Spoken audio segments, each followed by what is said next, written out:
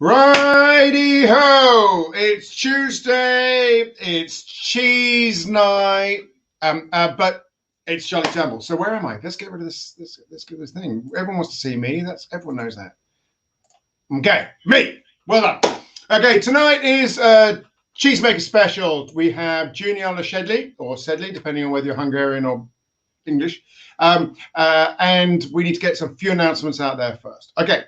Firstly, congratulations, Tracy. You are a grandmother. Is it Abigail Matilda or Matilda Abigail? Matilda Abigail, weighing in at a very small 8 pounds. We can sort that out. We'll send some cheese over. So congratulations, Tracy. So I'm on my own tonight, except for Julianna. So let's go find her. Okay, Julianna, where are you? Poof. Hello. Here I am. Hi, everyone. Nice to meet you, Julianna. Nice to meet you, Charlie. Thank you for the opportunity. It's a pleasure. It's a pleasure. So I'm looking behind you. I'm thinking, where are you? North Somerset? I'm at home in Wiltshire. Go on, give us 12. Show us your house. Oh, well, the house... Okay. So this is the front garden. Oh, that's a classic little house. Everybody wants to live there. That's one of those cottages all those second homeowners secretly want to retire to. Nice. It is nice. It's countryside. It's wonderful. It's proper countryside. Now I can see cows behind you. Are those yours? The cows are the farmer down the street, and he has beef cows. So he has Angus and I think it's Hereford. Help me out with pronunciation. Yes. Yeah. Yes, and these are the mothers with their little calves. Okay, so they're youngsters, this year's. Yes. So they're for the pot at some point. They're not cheese-loving dairy cows. No, but I'm sure they will have their saying during this little enterprise, because I can hear them moving around. Oh, we like a little bit of background agriculturalness. Yes, there it comes. So we've got lots of people. Hello, Jane. Hello, Anna. Hello, Alison. Hello, Jesus. Hello, Trotsky. I thought he was dead. There you go. And welcome to the UK. Welcome to Talking Cheese. But Julianna, you come from across the English Channel. What was your starting life? I was born in Budapest, Hungary, and my family has been in farming for generations, long time. Arable and chicken for meat, and before that horticulture, and so on and on. So I went to pursue that in university. And after my year, I saw, well, I did see, sorry, the screen disappeared. I did see an opportunity to apply for an internship program and into the States. And it was the agricultural area of states like Ohio and Indiana, Kentucky, and various options like greenhouses, pig farms, arable farms, and the goat cheese farm. Had you made cheese for this point? No, never. No, I just loved eating it. I had always, and Hungarian cheese are, yes, at that point were pretty boring, because you had Trapista or you had the farmhouse cheeses, which are literally a little old lady at the market selling her own cheese after she milked her one cow. So it's a fresh hard cheese, and it's usually flavored with onions or garlic or pepper and that sort of things. But I loved it. I was always big fan of cheese. And we have the Paranica, the Slovakian smoked one. That's really nice. Sheep milk usually. Say that again. Paranica. Paranica. Yes, it's like a snail. They roll it up and they smoke it, and it's quite delicious. It is. Cool. They do it commercially now quite a lot, and it's also made from cow's milk as well as sheep milk. But traditionally, it's sheep. Is it a soft cheese? It is. Yes. So they do strings. I'm not entirely sure how they do it. They have strings, and then they roll it up into a snail, and it's called Paranica. So we'll have to show some pictures or look it up, or I'm not very good at the technical part. I need to know. Snail cheese. That is definitely a new one. So if anybody out there has come of Paranica, snail cheese, yes, we need pictures. That'd be awesome. So, but I mean, I've been to sort of not Hungary so much, but further south to sort of the old Yugoslavia, Serbia, that kind of thing, and frequently came across sort of old Ford Transit flogging cheese out the back that they'd made themselves. Made themselves, yes. It's very, very typical. Yes. Now it's changing. We're growing in selection and in terms of numbers of cheesemakers. So it's all probably a little bit behind England, quite a bit behind, like 5-6 years. But we're going, we're getting there, and there's a lot of cheesemakers and interest in turning milk into cheese, and we have lots of support from the government and lots of organizations like Academy of Cheese. We have the equivalent in Hungary, and lots of support and technical support available. So things are growing, looking up.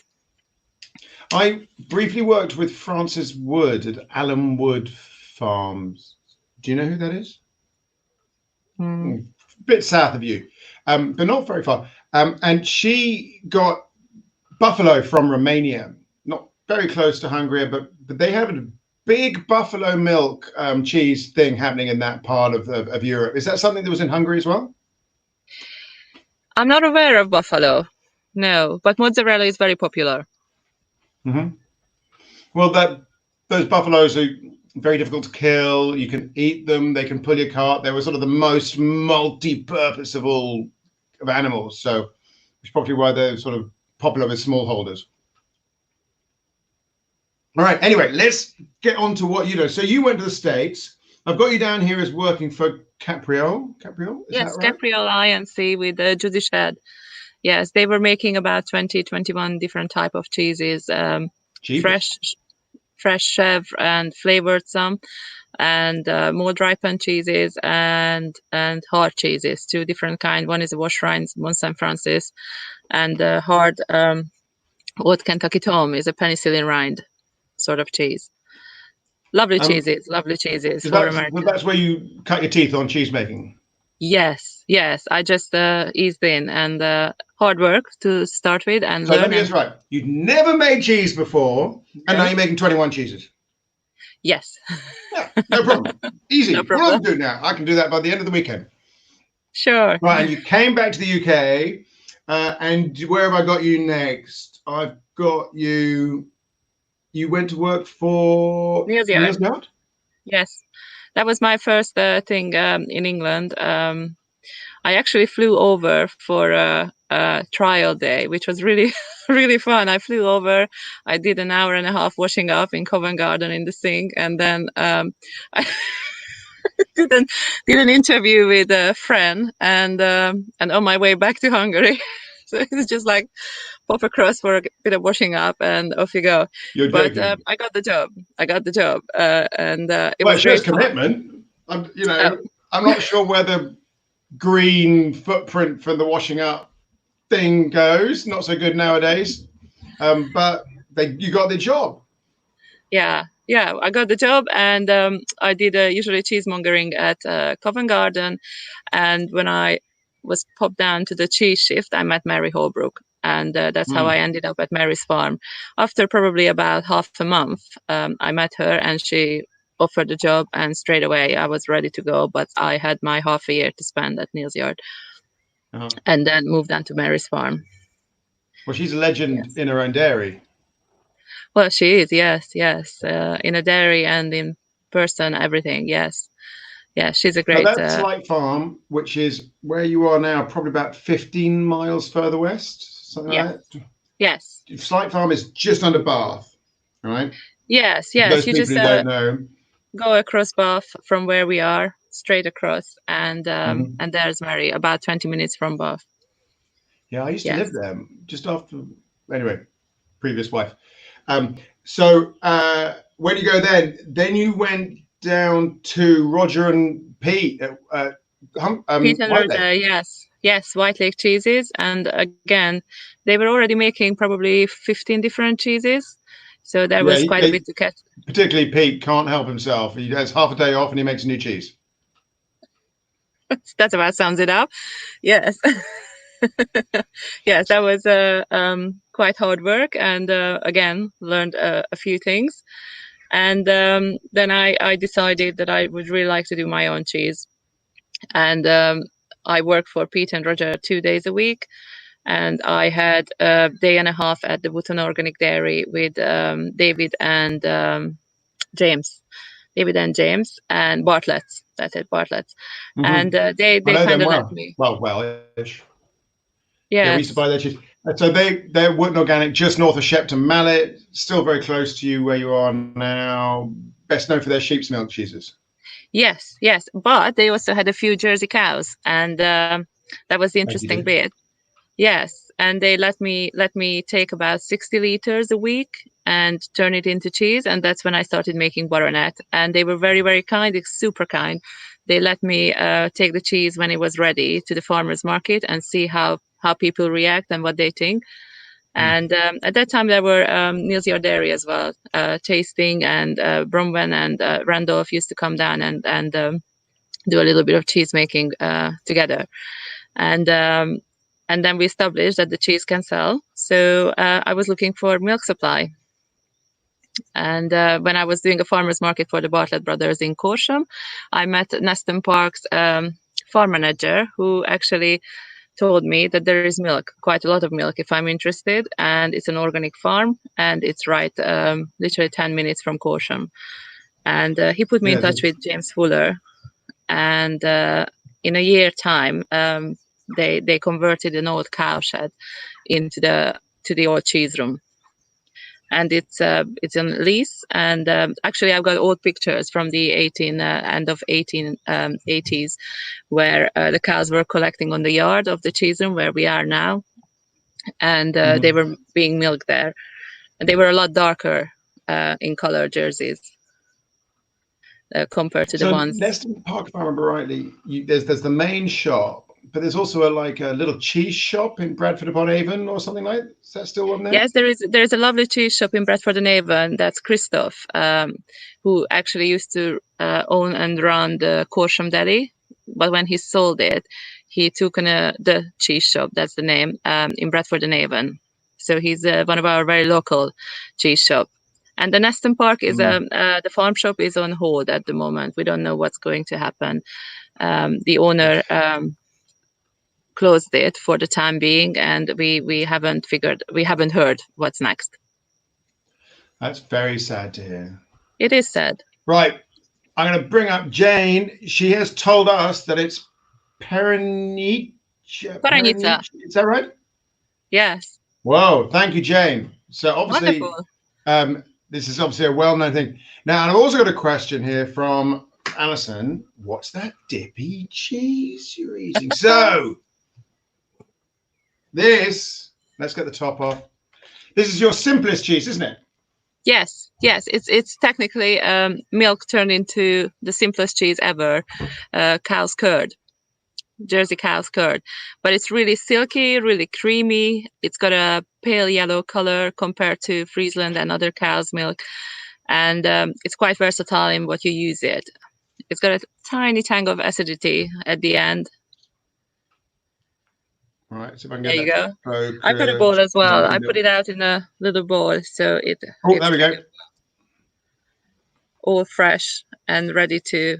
As a child, I kind of grown up on this kind of thing. That wasn't Jersey milk, but we just crack an egg on it and a bit of sugar, icing sugar, and that was a sweet thing at the end of dinner.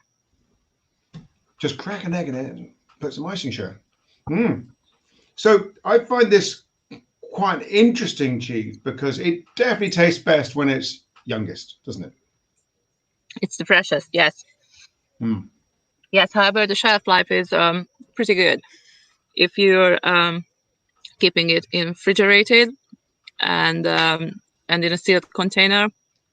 We usually advise the 4 weeks shelf life. Oh wow! And so how does it change over those 4 weeks in flavor terms? It starts toward the end of the 4 week. It's still with the 4 weeks. We experimented it for a long time, for many times. There is no mold growing on the cheese, so that indicates the freshness. But toward the end of 4 weeks and onwards, it starts maturing on. So you have the white penicillin mold start covering the cheese, and you get that matte as opposed to shiny yellow, matte yellow color. So that's indicating the cheese is being matured. So basically, keeping it on 4 degree, you preserve the freshness, but to a certain extent. So when I know I used to sell a lot of Rosary Goats cheese, which I very much rate. Lovely. And when you first get it into the counter, the texture is much fluffier, open, and sort of mousse-like, and that kind of thing. And after a few days, it begins to contract, and after about a week, it's got a much denser texture. Denser Do you texture, experience yes. that with your curd? It happens, but toward the end of the 4 weeks. For some reason, Okay. we find it keeps its freshness pretty well. Okay. Well, good. Bring it on. Okay. The next one you've got for us is wasabi pearl. Yeah, yes, man.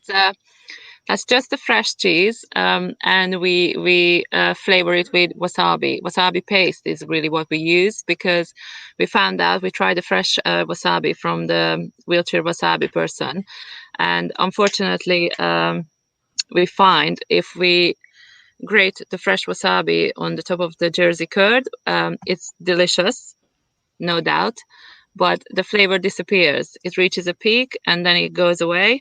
So we couldn't sell it with the curd for a longer shelf, with a longer shelf life. So we settled really with the paste. Focus. Can you see that, yes. people? Oh, not quite. Okay, let's have a look at yours. Oh, much better. There we are. So there's a slight greenness to. There's a slight greenness from the wasabi paste itself, and it gives a little heat, moderate heat. I like it overly heated, but my husband is always the one who moderate. Never been very good at moderate, me. But it's interesting, because it's the first cheese I've had that's used wasabi.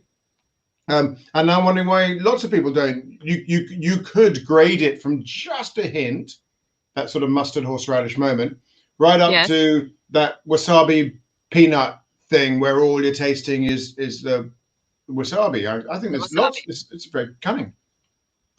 You taste the wasabi, it grows the wasabi strength, and then you fall back onto the curd, the cow's curd. So it's quite a nice, I think, balanced palette there, and for that reason you can use it on nice crackers. A nice toast would be lovely, but we love it with bagel. Yes, bagel and smoked salmon scrambled egg is our favorite. Yes. Yeah, no, that would definitely be good. I don't know that I agree with you. I think that I get a little bit of wasabi, but I think the cream then comes through. But I think the finish is very wasabi. I'm feeling that in the mouth, that whole tongue experience. But do you get or is it maybe it's just my imagination, but I tried it too. But do you have the wasabi building up, then disappears, so you get to taste the curd? So I go wasabi up, then down, and then it comes back and stays. Okay. But you kindly sent me 2 pots of this, so I've been eating it all week, and I think it's delicious. Oh, thank you. I hadn't thought of putting it with smoked salmon, so that is tomorrow's job. I technically lived off of wasabi, goat's curd and wasabi in the States.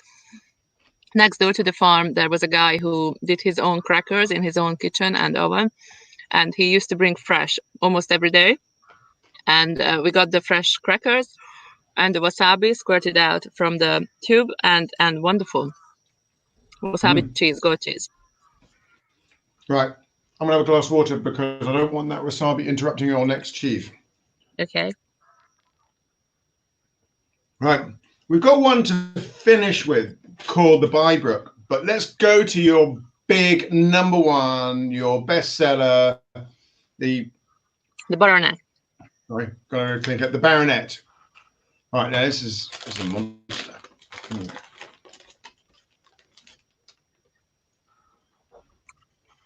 Everyone see that? And I'll show the piece I have. I have a quarter cut into.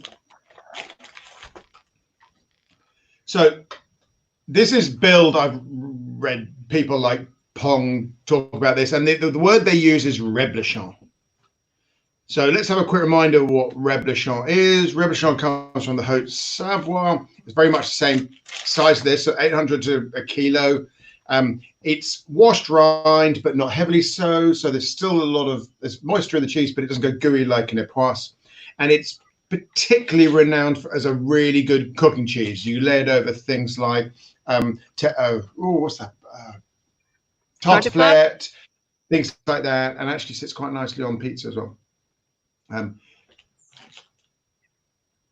But this one is going to be made with British milk, which means we're expecting more cream, more butter. If I turn that down, coming from the Jerseys.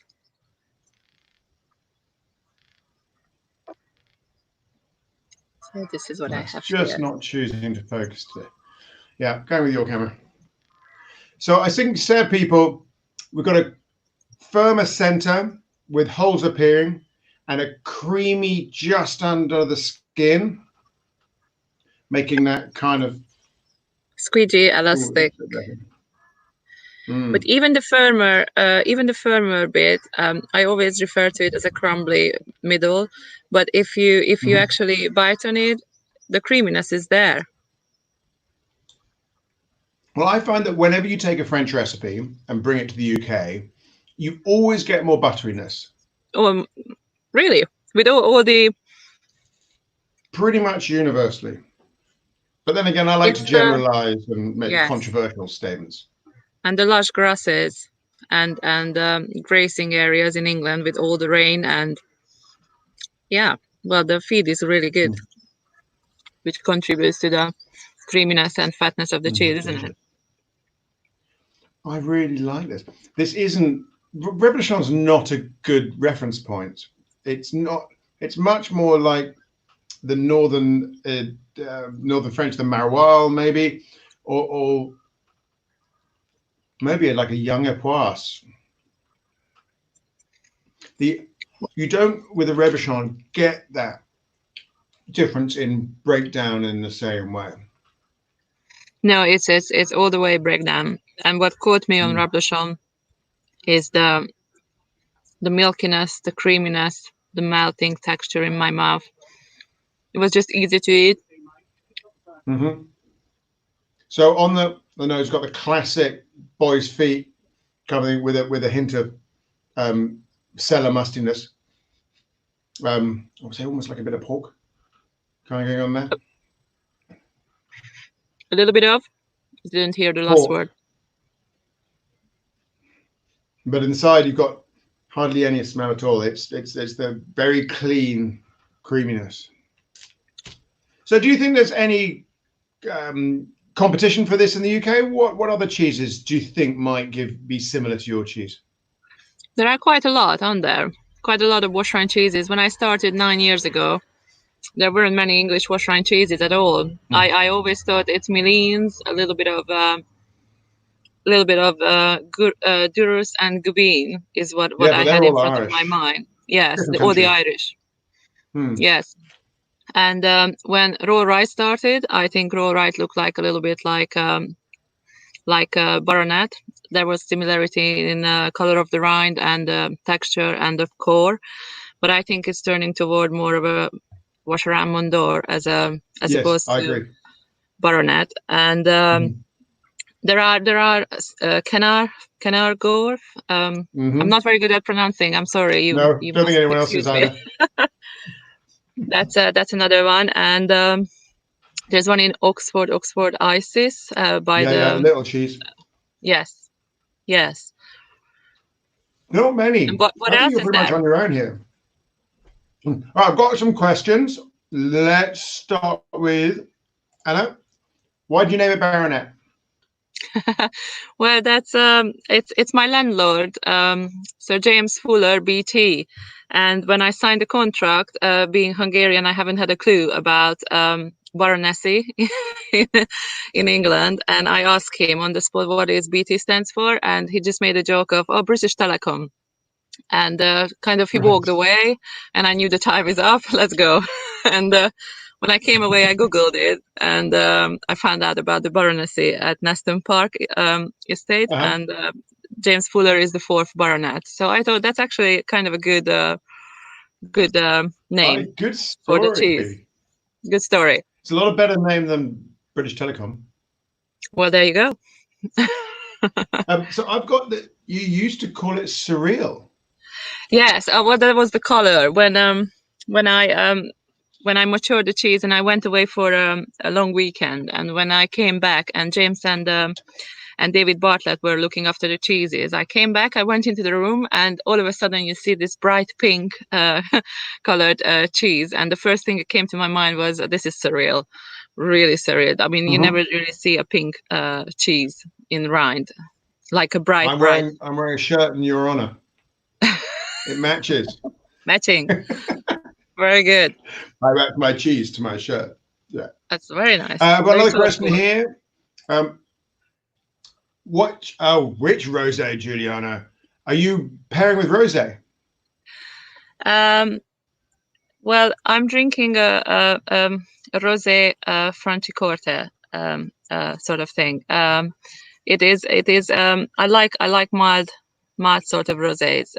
Nice color and not too strong. But I pair Baronet usually with a sort of oily, and I like full-bodied wine in general. So it's usually much more towards. I like Furmint, being Hungarian, is definitely one thing I would go for. I really like what is it called? The wines. The name is gone out the window. You have to help me out here. Is it Well, like a Tokai or something? I'm not a big fan of Tokai in Hungarian. It's a bit odd. I find it very sweet, and I'm not taken to sweet wines. No. No. And then red wine wise is usually a Pinot Noir. I like a nice Pinot Noir, I or can see that. Italian Yeah. wines is definitely the Negro Nero area and the Primitivo. And how we got fait accompli on here, pardon me. So how do the Hungarians take your cheese?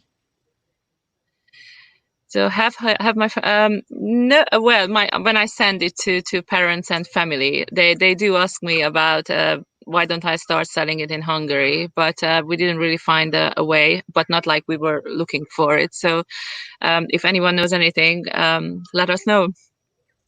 We're happy to send the cheese. Magic teleporting moment just makes it appear in Hungary. Right. I've got one last question here from Claire. Do you wash it in brine? What is your wash?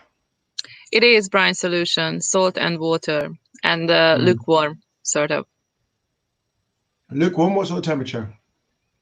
I never measure the temperature, but it's boiling the kettle and then adjust it to a lukewarm in order so I can put my hand in. It's usually feel and touch, I'm afraid. Yes. Yes, I don't measure the temperature with the brine solution, I have to say. Neither the salt. I measured it once, and since I've been taking my little finger to try, yes, the water, how salty it is. So you don't even measure out your brine solution. It's by taste.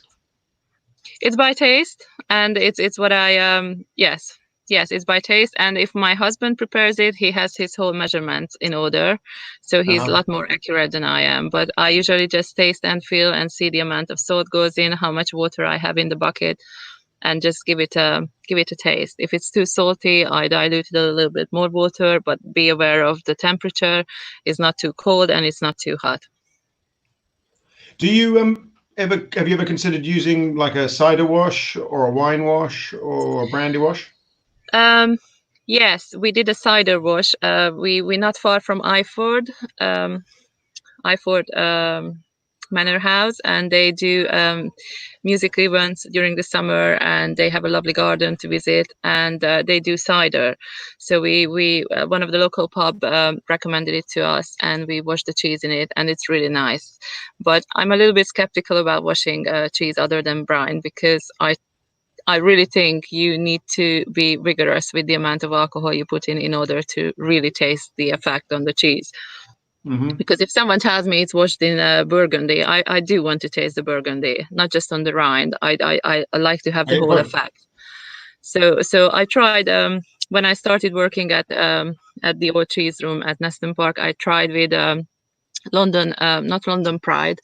The Fuller's Brewery had the porter, London Porter, which is like a Guinness type of cheese, a beer, sorry. And my idea was to actually, when I brine the cheese, then instead of having it drying, I soaked it a little bit longer in porter, but I diluted the porter.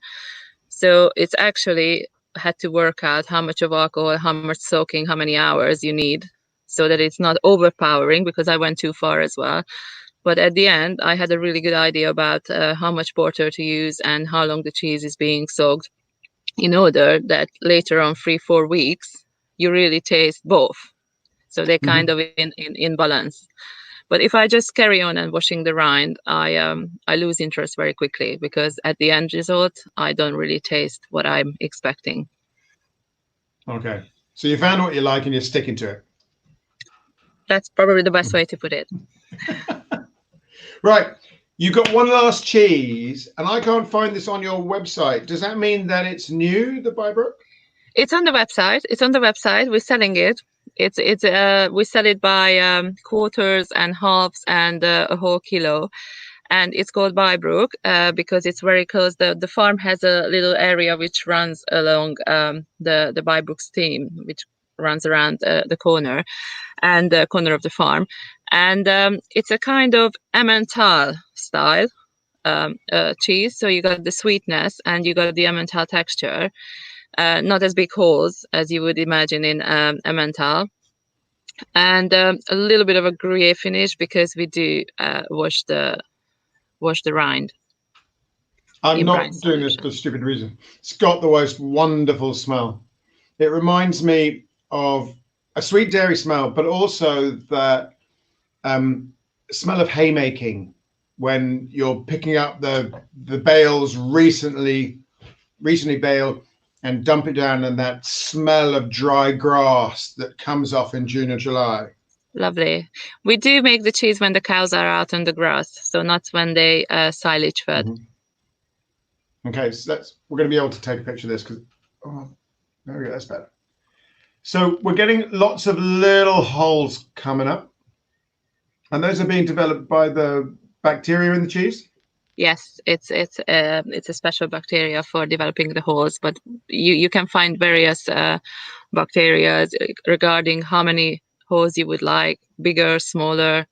So my husband were going on a moderate level of holes. It looks really pretty. He's being moderate again, your husband, isn't it? I think, throw him out. He's much more moderate.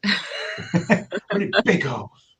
No, because it's very difficult. There aren't many hole producing cheese in the UK. I mean, we've got one local to us in Sussex, which is Mayfield. You get that Mayfield, one with sort of but I'm guessing this is what, 4 kilo cheese, something like that. Yes, 3.84. And we've got this a very good looking rind here. Yes, lovely. Yeah, very nice. I mean, you're not wrapping it into something. You must be washing it initially, I'm guessing. Yes, we're washing it early on, and later on it just gets a little brushing on the surface. So this is the alpine technique of morge. Yes. Morge.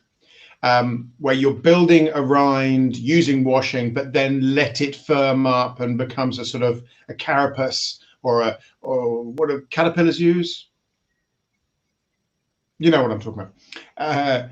To trap the cheese, trap the air in the cheese, and get the flavors to build up internally, like a little cooking oven.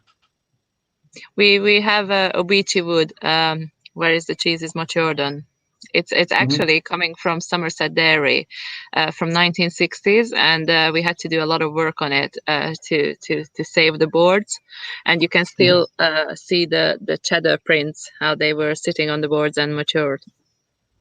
Okay, I've got Kanako here asking how long is it matured? Hi, 3 months minimum, but we like to keep it longer. So the one you tried 3 months doesn't feel very long at all. The one you're trying was that's 3 months. 27, 27, yes, 3 months. Yes. So the one you sent me, when would this have been made? That was made, wait a minute, because it can't be 3 months, because it was made in 27th of March. April, May. That really is It's June. coming up to 3 months. Well, it's going to show. Don't be asking anything. I would have put about 6 on that. That's fascinating. Really good flavour development for only a 3-month cheese. Do you get with the an sweetness? Emmentaler, you wouldn't get much at that time. Do you get the sweetness on the palate? Yeah. Sweet. I'm still getting some of that hay, bits more strawy now. And I think there's a strong umami element, almost like a yeasty or something that sits in there with the sweetness. Who can people buy this through? Do you wholesale this store? Locally, at the moment, locally. We have country cheeses taken some in Devon and Tavistock, Topsham, and there is the Cotswold Pudding and Pie Company in Winchcombe near Sedli Castle, and yes, local and mates. now there's a mail order company who's trying to get hold of and put it in their mom selection box. Well, these are amazing cheeses, Julianna. Thank you very much for taking the time to tell us about them and asking the very intelligent questions our wonderful audience are pushing forward. They're all fantastic. If I had to choose my favourite, I'm going for the Bybrook. Nice. And the Baronet is great. Well, I'm very pleased I've been one. But this is the kind of cheese that I can just finish without actually noticing I've finished. Do you know that kind of moment? Nice. That's amazing cheese. So well done. Really, really good job. Such diversity as well. Thank you. Thank you. We found during the COVID, we were kind of forced to get onto the diversity. We always had Baronet and Mini Baronet and Jersey Curd. And now that we have the website and supplying local people, we managed to offer a little selection of our cheeses. And this Bybrook, I'm assuming if you need to hold stuff back, you could hold it back for 3, 4, 5, 6, maybe even longer. Yes. How long what's the oldest you kept it for? I think the oldest we kept, it was a year and a half ago, and I believe it was about 6.5 months. And a little bit of dryness appeared, but that might be down to how we kept it rather than how the cheese was maturing naturally. I think it dried out a little bit on the side, so there was a little bit of cracking. Have you noticed, Julianna, that your husband is on the chat? Oh, is he now? Yeah, no, man. I didn't. I don't see who's on. That's great. I think the Bybrook backs is. Oh, I'll put it on. Here we go. There you go. He's there he is. Well, you see. Sorry. Big mistake. 5 months. You see, I was right all along. And he's made the point that it's rubbed with olive oil. And it's rubbed with olive oil. Yeah. And that again is about creating a firm carapace for it to mature in the middle. Loving that. Thank you, Kareem, for contributing. Thank you, darling. My apology. Well, on that fantastic husband and wife note, and you have a little child of your own as well? You have 2 children? 2 children, yes. 5 and 1 is 4 to be. Okay. In the beginning of I've got August. a 5 and a 3-year-old as well, so I should bring them out. They can learn to make cheese together. Never too young. They're very keen. They're very keen on helping him wrapping. They love the wrapping and sticking label side. It's basically Christmas. All right. Well, on that note, Julianna, we're going to say goodbye. Thank you very much for coming on. Thank you for sending your cheeses. Thank you very much. All the best. Thank you very much, Charlie, and thank you for the Academy of Cheese as well. And all the best to you guys. All the best to you. Bye. Right. Oh, bye. Said that too quickly. Right, guys. Thank you very much for listening in. Julianna, obviously a very experienced cheesemaker, spent a lot of time developing 2 really interesting in my opinion, highly unique cheeses. This one, no precedent in the UK. Loving what she's doing there. Really interesting cheese. And of course, the Reblochon style, which I think isn't completely inappropriate. It's nothing like a Reblochon. It's much more gooey and interesting with a really English milk taste using the Jersey. Really a lot going on. So great job. Add that to your repertoire. Have it next time you're out for a pint. And I'll just wrap up by saying, don't forget to train with the Academy of Cheese. I've got 2 spaces on my course on the 1st of July, which is very exciting. But I know people like Patrick McGuigan are now doing webinar courses as well. Very talented journalist. Don't know why he's coming over to teaching. And I've got Kanako that who's been on tonight. She's doing it as well. But if you want to learn by the book, there is e-learning as well. So come learn about cheese, find out about the beauty of the curd, and I hope you have a fantastic week. Oh, next week, we've got Rupert Linton, Brindisa, Spanish cheeses. Loving that. Brindisa is a fantastic importer. Rupert and Monica, they bring in some really awesome cheeses. We're talking about central Spain, raw milk cheeses. We're going to do a manchego, we're going to do a molingo, and a torta de barros. Looking forward to the torta de barros. Particularly, I love those tortas, those wash dry, vegetable that cardoon thistle, really interesting cheeses. Come and learn, come and taste, get some for next week. Love you all. See you soon. Cheese night is cheese night. Bye now. End broadcast. Sorry, forgot that bit.